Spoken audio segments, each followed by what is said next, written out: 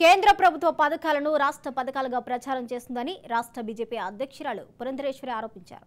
అరకులో కొత్త శ్రీ వెంకటేశ్వర స్వామి కళ్యాణ మండపంలో పార్టీ నేతలతో విస్తృత స్థాయి సమావేశం నిర్వహించారు.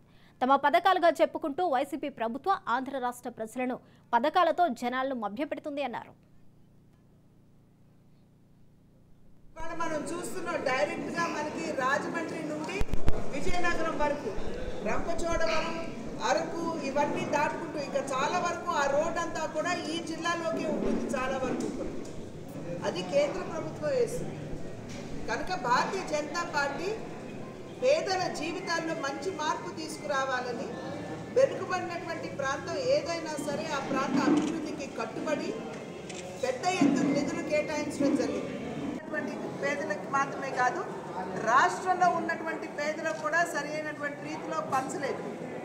కానీ ఆ ఇళ్ళు ఇవ్వడం మాత్రమే కాకుండా ఇక్కడ ఉన్నటువంటి తెగల వారు ఎవరైతే ఉన్నారో ఈ ప్రిమిటివ్ ట్రైబ్స్కి చెందినటువంటి వారికి ప్రత్యేకించి ఇళ్ళు కట్టాలి అని చెప్పి ఇవాళ కేంద్ర ప్రభుత్వం 72,000 కోట్ల రూపాయలు కేటాయించి మన నేను పొద్దున వెళ్ళొచ్చినటువంటి గ్రామం ఆ గ్రామం కన్నెల ఆ గ్రామానికి 182 ఇళ్ళు శాంక్షన్ చేశారు.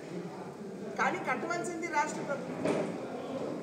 అంటే రాష్ట్రం సీతకన్ను వేసిన కేంద్రం మాత్రం ఈ తెగల ఈ గిరిజన ప్రాంతాల యొక్క అభివృద్ధికి కట్టుబడి ఉన్నది అని చెప్పి మీ ద్వారా